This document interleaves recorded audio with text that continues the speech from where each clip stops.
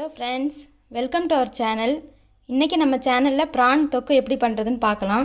அதுக்கு தேவையான இன்க்ரீடியன்ட்ஸ் 2 பெரிய வெங்காயம் இந்த மாதிரி சின்னதாக கட் பண்ணி வச்சுருக்கேன். 2 பச்சை மிளகாவை இந்த மாதிரி சின்னதாக கட் பண்ணி வச்சுருக்கேன். 3 தக்காளியை கட் பண்ணி வச்சுருக்கேன்.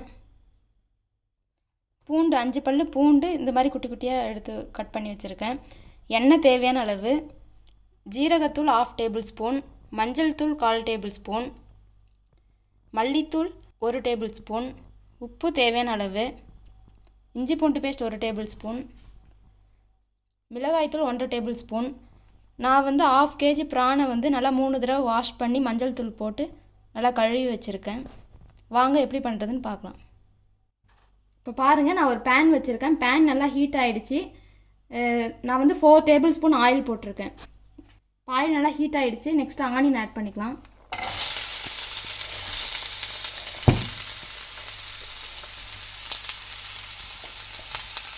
ஆனியனோட அந்த க்ரீன் சில்லியும் ஆட் பண்ணிக்கலாம்.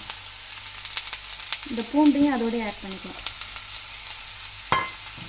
இப்போ ஆனியன் நல்லா வதங்கிறதுக்காக நம்ம எடுத்து வச்சுருக்க சால்ட் ஆட் பண்ணிக்கலாம்.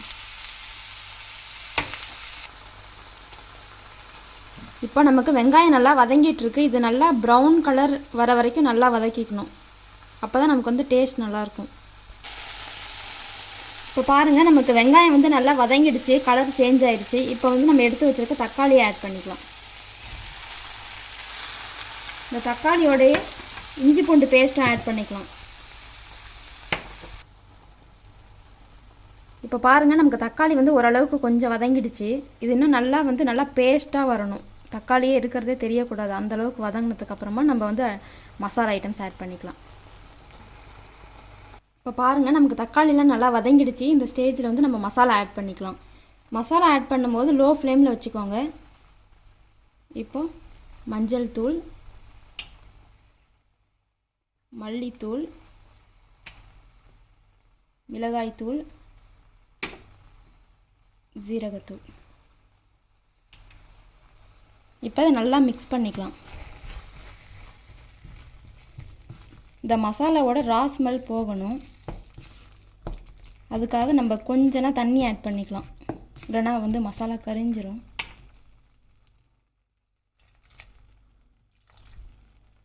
இப்போ இந்த மசாலாவோட ரா ஸ்மெல் போகட்டும். இப்போ நம்ம ஒரு லிட்டு போட்டு மூடி வச்சிடலாம். இந்த மசாலாவோட ரா ஸ்மெல் போகிறதுக்கு கண்டிப்பாக ஒரு 5 மினிட்ஸாவது கொஞ்சம் நல்லா இதுவாகணும். இப்போ லிட்டு போட்டு மூடிடலாம். அப்பப்போ லிட்டை எடுத்துகிட்டு இப்படி கிளறி விடுங்க, இல்லைனா அடி பிடிச்சிரும்.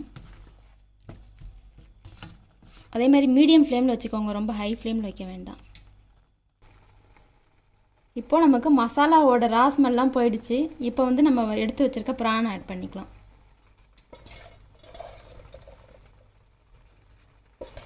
நான் 1/2 kgக்கு தான் இந்த மசாலாலாம் எவ்வளோன்றது சொல்கிறேன். நீங்கள் அதுக்கேற்ற மாதிரி நீங்கள் மசாலா ஐட்டம்ஸ் ஆட் பண்ணிக்கலாம்.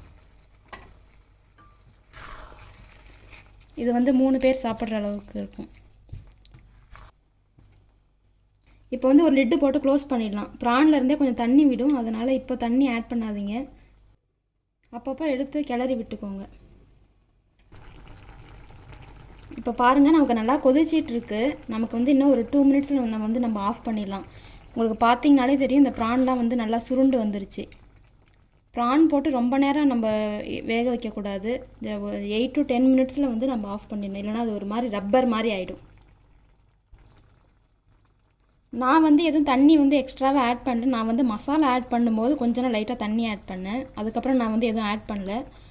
சப்போஸ் உங்களுக்கு இதை விட கன்சிஸ்டன்சி கொஞ்சம் நல்லா இன்னும் கொஞ்சம் இதுவாக வேணும், கிரேவி கொஞ்சம் நிறையா வேணும் அப்படின்னு நினச்சிங்கன்னா நீங்கள் கொஞ்சம் தண்ணி எக்ஸ்ட்ராவாக ஆட் பண்ணிக்கலாம். இப்போ பாருங்கள், நம்மளோட ப்ரான் நல்லா வெந்துருச்சு. இந்த ஸ்டேஜில் நம்ம ஆஃப் பண்ணிக்கலாம். இது சாப்பாட்டுக்கு ரொம்ப நல்லாயிருக்கும், தோசைக்கு கூட நல்லாயிருக்கும். இப்போ பாருங்கள், நம்மளோட ப்ரான் தொக்கு சூப்பராக ரெடி ஆகிடுச்சு. கண்டிப்பாக நீங்களும் ட்ரை பண்ணி பாருங்கள். ட்ரை பண்ணி உங்களோட கமெண்ட்ஸை ஷேர் பண்ணுங்கள். இந்த வீடியோ உங்களுக்கு பிடிச்சிருந்தால் மறக்காமல் லைக் பண்ணுங்கள், ஷேர் பண்ணுங்கள், அண்ட் ஆல்சோ சப்ஸ்கிரைபும் பண்ணிவிடுங்க. தேங்க்யூ ஃபார் வாட்சிங்.